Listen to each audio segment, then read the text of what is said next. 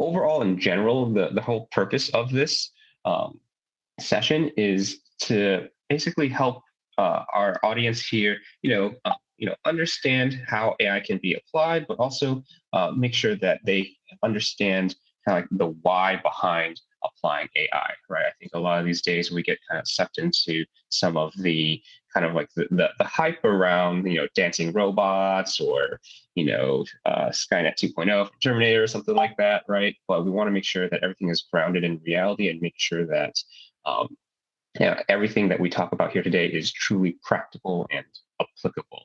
So you can kind of like view this as kind of one big ideation session. So definitely think about how you want to, how and why you want to apply AI to your organization, business, or project. And then at the end of the session, we can have like an open forum and discuss, different questions and topics that come up. Okay. So in general, what are we seeing here today, right? So Clarifai has been in the AI business for quite a while now, and we've definitely seen a pattern in these past couple of years. I mean, number one is, enterprises are definitely adopting AI at a very high rate, right? Like back in the day, companies couldn't imagine becoming, quote unquote software companies because I was a car manufacturer or I was an insurance company.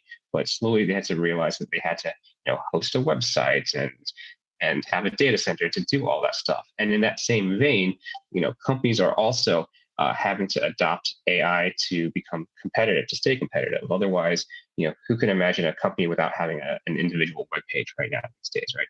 That's going to occur with AI in the coming years. Right. And the reason is that data is ever increasing, right? In general, organizations are creating, more and more data internally and within their communities. So a lot of user-generated content it's being produced at an amazing speed and rate, right? And with that comes organization, right? How do you actually, like find the proper information within that deluge of data, right? So how do we apply AI to help organize and turn unstructured data into structure, right? And then of course with like this past year and a half with COVID and the pandemic, there's been a lot of use cases and application of AI around safety and access control and spaces as well. And we don't see that kind of like decreasing anytime soon as the world starts to slowly open up, right? So how do we actually apply these types of AI trainings and models to something again very, very practical? So with that, I mean, companies and organizations are hiring, crazy amounts of data scientists and engineers. And we would know because we do that. We're definitely always looking for top talent, and it's competitive, right? This is leading to a skill shortage for a lot of different organizations that are trying to do AI, that are trying to, quote unquote, create their own models and apply this sophisticated technology into their business. So with that, the question is how do you, kind of democratize AI? How do you make it available to everyone that can't, hire 10 PhDs coming out of MIT and Stanford every month, right? So this is what we're going to try and talk about a little bit today. So since this is a one-on-one course, I did want to go over the high level steps of how we create a model, right? And then kind of go into how this kind of all applies to the different scenarios and whatnot, right? And everything starts with collecting data, right? Like data is the lifeblood of AI. Bad data produces bad models. Let's just face it, right? So collecting data is key, and that may sound like an easy thing when I said, oh, everybody has a ton of data these days, but the question is, do they have good data and being able to identify that good data? And that's where that second step comes in, where you have to label the data. Labeling the data is basically identifying, what is, for example, in an image, if we're going to be focused on computer vision, for example, right? There's a dog in this picture, there's a car, there's a traffic light, right? And being able to consistently label that data en masse. We're not just talking about labeling, 10 10 images or a dozen images, but potentially 1,000, 10,000, right? Depending on the type of accuracy you're looking for. And you're not just applying one label, but potentially multiple labels, and not just multiple labels, but potentially physically drawing bounding boxes or polygons and whatnot, right? So how do you actually do that accurately, right? Then you go to the whole, like, let's finally create a model, right? And then there are all these, tools out there that help you do that, right? Like TensorFlow is a Python library that you can easily leverage to do that. And there are a myriad of other different ways to do that. But understanding like what type of model to apply to the type of data that you have to actually, accomplish the goal that you're trying to achieve with your AI model, that's kind of the trick, right? So understanding that is definitely important too. To training the model, right? And when we talk about training the model, this isn't about just like running a program on your laptop and spitting out a result in no time, right?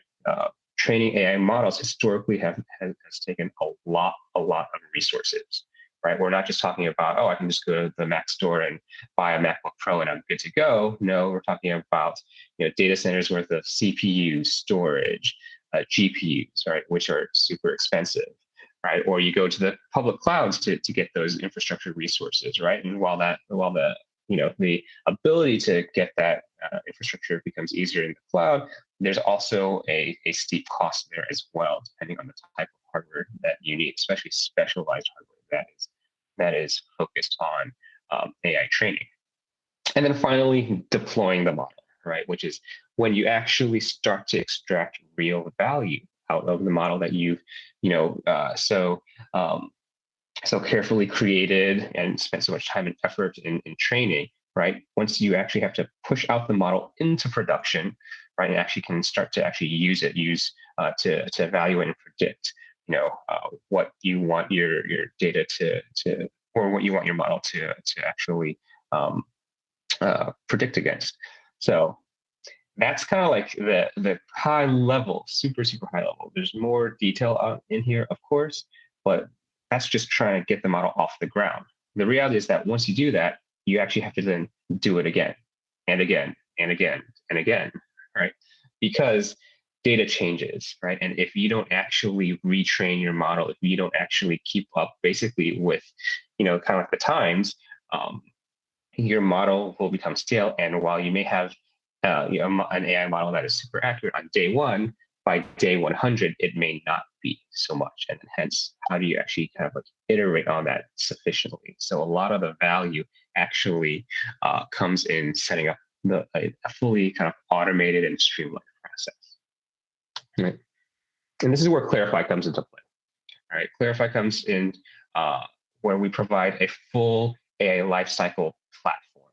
I'm going to talk briefly about kind of this middle section of the slide here, and then which is kind of like our capabilities, and then we'll talk a little bit more about kind of the applications and use cases in the coming slides.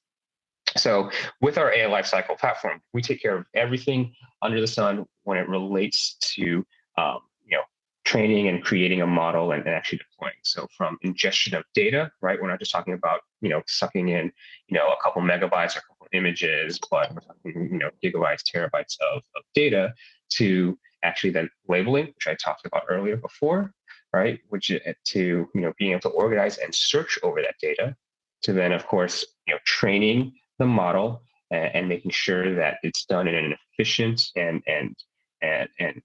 fast manner, to then actually deploying the model itself, right, into production, and being able to auto scale based off of your load, right? And what I would say is that what we're focused on here, unlike other kind of like tools, is that we are all about pushing your AI solutions and models into production. That's the focus, because what I would say is that if you spend an enormous amount of time trying to perfect your model in development, and say you have something along the lines of 99.999% accuracy in development, that's still probably less useful than a model that's 70% accurate that's already in production, because you're going to have to iterate on it over and over again anyway. So being able to focus on the actual pipeline and pushing it through is what's super important these days. we run on any type of infrastructure. So whether it's bare metal and in your own data center for data privacy concerns, to different public clouds, to just leveraging our own SaaS-based service, which is the fastest way to start using our platform. We support a variety of different infrastructures, and we also can run at the edge as well. Right. So with that, I want to kind of dive into a little bit more on kind of common use cases or applications of this technology, right? So kind of what I was talking about earlier, I mean, what we're seeing today is that there is an inordinate amount of unstructured data, right? And it's not going away, it's definitely not going down, right? So, I mean, this quote from The Atlantic was back in 2014, 7 years ago, right? 1.8 billion digital images every single day. I can only imagine what that number is right now, in 2021, right? So, with that comes, everyone is data rich. I'm rich, right? Data rich. But the cliche is data rich, insight poor. And that data is not that useful if you can't organize it, if you can't glean insights and understand that amount of data.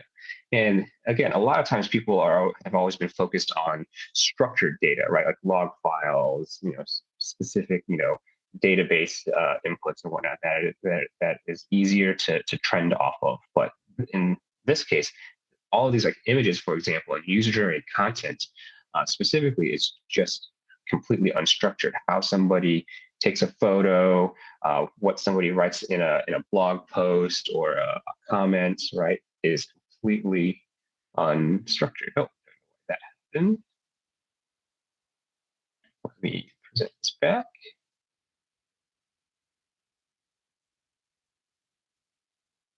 Right. So how do we actually organize this? And this is where our first use case comes into play, right? Which is deep metadata generation, right? And this example that I'm going to talk through around e-commerce is just an example, right? There's actually a variety of applications around why you want, good data, a lot of good metadata specifically, so that you can organize all of your information, from privacy and compliance regulations. Because if you miscategorize certain photos, for example, they may be for adults versus children, right? That could actually have an impact on your business. To um, identifying certain photos based off of location, so you can understand where in the world people are interested in certain topics or certain images, for example, right? So in this case, right, what we're talking about in this e-commerce example here is, how do we actually, streamline, a marketplace? Because there's a lot of different marketplaces out there. For example, Amazon, of course, right? And vendors are constantly uploading new products, and those products have to basically be categorized and tagged. Like this is a bag, this is a brown bag, this is a Louis Vuitton brown bag, right? This is a certain style, et cetera, et cetera.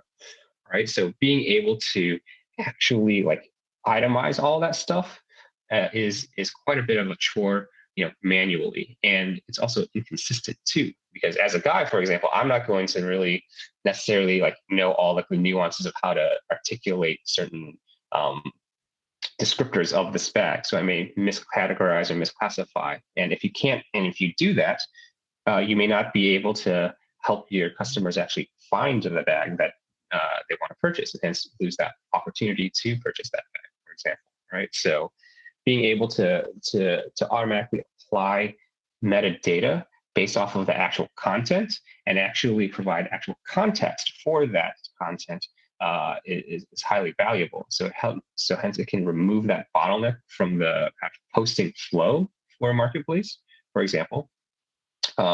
And also, again, provide additional consistency. You can also apply it from a kind of like a moderation perspective as well. You want to make sure that people are properly doing these things. So like if somebody is posting a photo of Nike shoes, for example, they shouldn't be saying that they're selling Adidas shoes, et cetera, right? So making sure that you're preventing fraud is another example in this case around proper metadata generation. right? And again, the whole point is that once this is done properly, it enables your consumers to easily find and purchase and actually leverage it.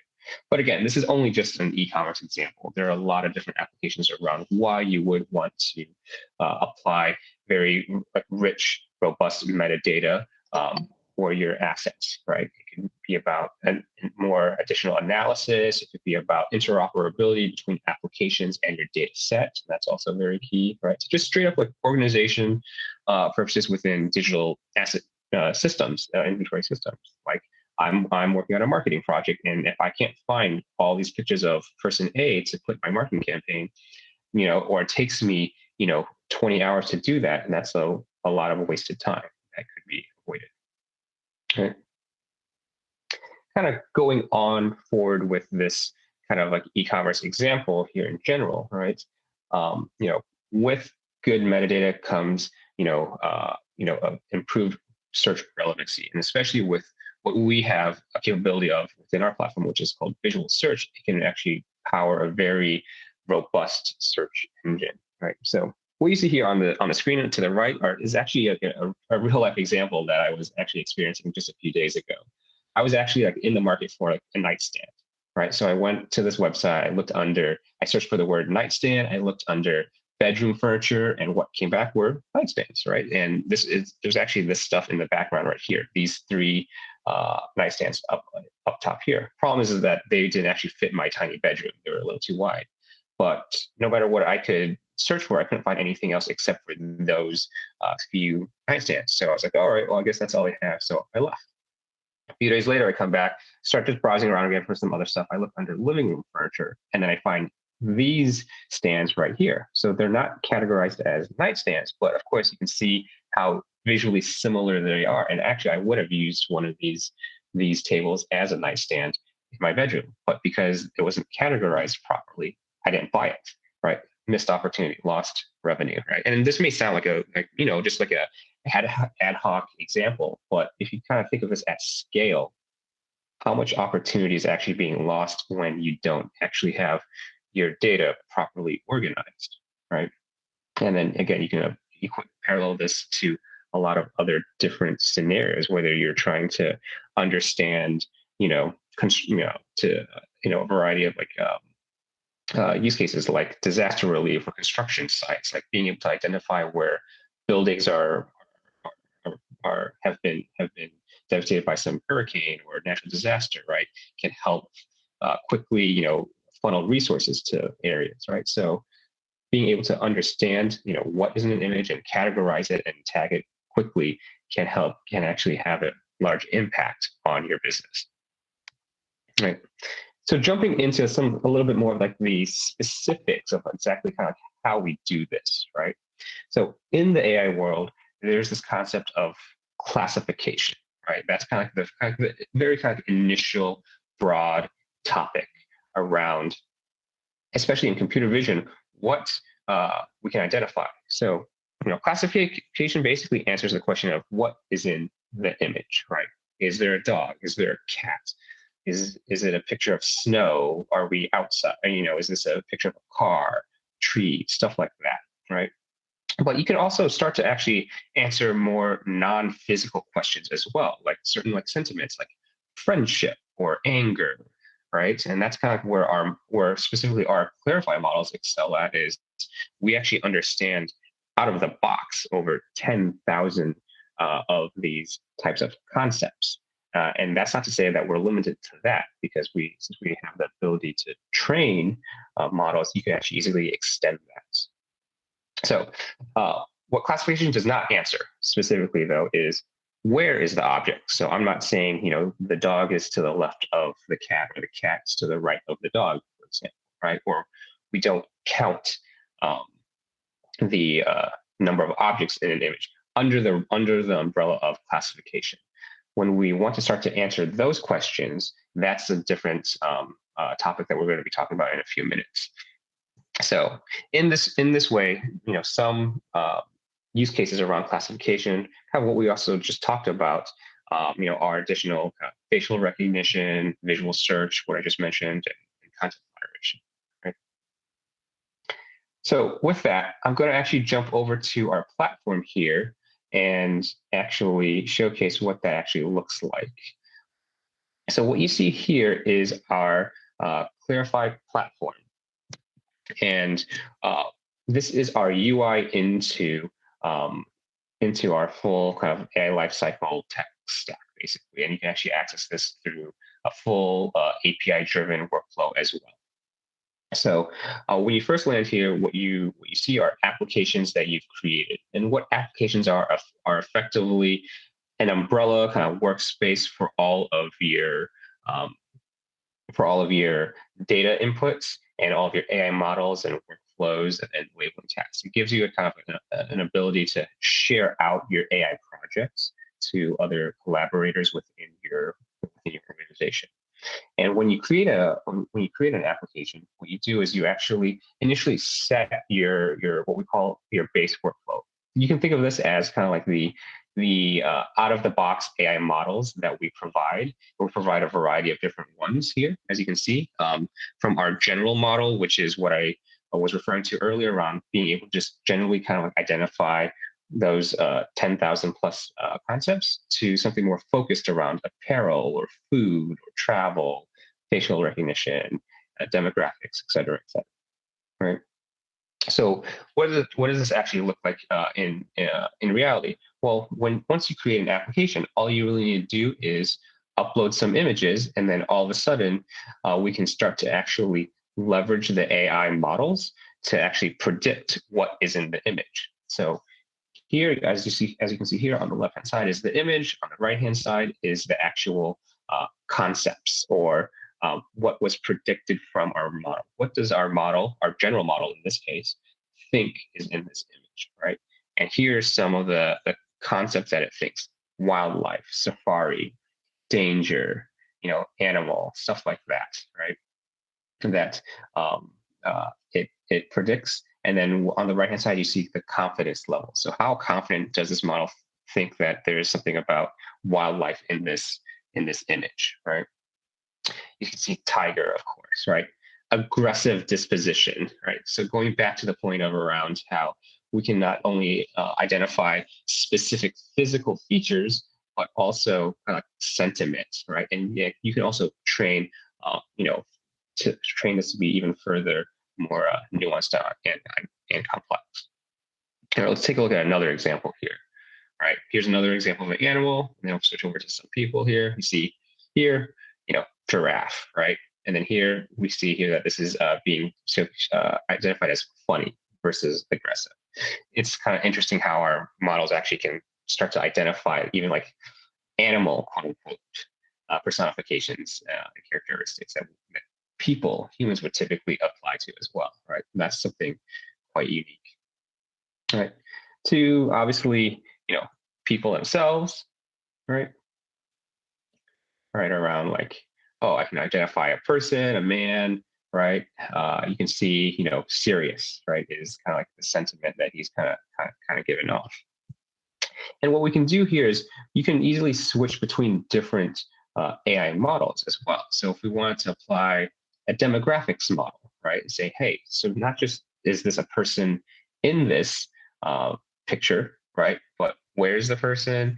And then also, kind of like the multicultural appearance, gender, and age. So, right, we can start to categorize that. And if we were to do this for something a little bit more interesting, right, for a crowd of people, for example, I think they're all looking at the Mona Lisa at the Louvre here. We can identify multiple faces in a crowd and figure out the demographics, right? So if you start to think about like advertising use cases and being able to understand who is in front of your ad or looking at your ad, right, and getting this demographic information, that's quite powerful to be able to understand. So because maybe you see a child in the photo, and maybe you want to avoid, advertising something, more adult like guns or something like that, right? So that's kind of like the basic gist and concept, right? We can create an application, upload images, and start to get predictions right away from these images, and then based off of the workflow here, in this case, demographics has no use case here because there's no person in here, but based off of that your application, you can then start to get predictions right away. And then from here, you can then actually create your own models as well, which we don't have time here today. That'll be in subsequent webinars. Okay. So going back to here, just to kind of wrap up kind of like the concept of classification, right? There are, a lot of different applications of this. One, we were talking about retail, but another is like moderation as well. All right, especially with a ton of user communities being built around products, right? Social media, of course, right? Being able to help moderate and control, what goes on certain sites so that it protects, your brand, your company, and the people, in your in that realm is also important as well. So being able to identify stuff like, hey, this is a gun, right? In an image, you can then automatically filter that out if you want to, right? So we have moderation tools and models that have been built around this use case as well. All right. And then since we are a full life cycle, like an AI platform here, we're not just talking about images, we can also handle text as well. So natural language processing around, content analysis, text moderation, of course. So same thing with what I just talked about in terms of image moderation, text moderation. If, people are, spouting certain toxic phrases, for example, you can filter that out, or you can just start to identify what someone is talking about versus just doing just like a straight string search of the text. You can actually try to understand what sentiment or topic they're truly talking about, and then provide proper replies or categorizations or tagging. Again, of course, going back to the whole concept of metadata tagging and making sure that everything is organized is very, very important, again, of the amount of data that's constantly being created per second. Okay. With that, the one last thing I wanted to talk about a little bit today is detection. Right? And detection is an offshoot of classification. Right? So classification talks about where, detection tacks on, classification answers, what, detection tacks on the question of where something is in the image, right? So you can see here, we do this through bounding boxes. That's typically the standard way of doing things. So you can identify where the dog is in the picture relative to the cat, relative to the duck, et cetera, right? And this still doesn't answer the full question of like certain more sophisticated questions around like, where's the edge or shape of the object? That's where segmentation comes into play. We won't be touching upon that, but as you kind of go up the tiers of different use cases between classification to detection to segmentation, you're talking about an order of magnitude more processing power and sophistication as well. So again, if you were to do this manually, detection is actually quite a bit harder than classification, and segmentation is quite a bit harder than actual just plain detection as well. All right. So some detection use cases: counting objects, tracking, location identification, whatnot. Right. And with detection, you can start to identify exactly where objects are within the image, and hence you can start to understand kind of like the context of the image, right? So when we talk about advertising and brand safety, and again, this is just an example of how you apply this to your use case, right? One is being able to understand, are my Nike shoes showing up next to a pair of Adidas shoes, for example? Or are my shoes showing up in an image where violence occurs, right? And being able to understand that context can help you identify, what you want to do with that moving forward, right? Do I want to continue to advertise in this manner? Do I not want to continue to advertise in this manner? It gives you a lot of context, and hence, with that context, you can understand kind of that insight analysis as to what people are associating your brand with potentially, right? So, I mean, to just identifying just individual objects, kind of like just saying like, hey, this person is wearing, a Supreme hat or something like that. That could be, that's kind of the simple stuff. But being able to do that deeper analysis is what's key around this, and especially with a lot of a shift towards like over over-the-top advertising, where advertising goes straight to like the media, and understand like and insert ads like based off of where scenes are played. That can be quite powerful in increasing kind of like awareness and associating certain like sentiments to your brand. And then again, this is just an example of detection, right? A lot of other more, a lot of other practical use cases are around facility safety, like being able to understand access controls in certain spaces, no go zone monitoring, right? I had a customer who they manufacture toilet paper and they move toilet paper in these large warehouses, and this toilet paper is not something that you just find at Target. These are like the raw rolls of toilet paper. Like these are like 10-ton sizes rolls of toilet paper, and there are these areas where if you walk in them, you have the potential to get hit by a toilet paper roll. Right, so that would be a horrible way to die and have an obituary on that. So they have no go zone monitoring in there to monitor if somebody walks into that space, and then have an alarm set if somebody does, so that it prevents accidents, right? It prevents liability. So, and that occurs through detection, being able to specifically count faces, being able to understand where people are at, right? With the advent of COVID, right, PPE identification is key. Are people wearing masks? Are people not wearing masks? Are also is also of top of mind as well, right? So real quick, just want to quickly show an example of detection, and you actually kind of saw that earlier with our demographics model, where we start to like identify faces, right? The moment we do you see bounding boxes, that's actually detection, right? So here, this is the demographics model as well. Again, if I were to just move on to our general detection model, actually, right, you'll see here in a second, this will load.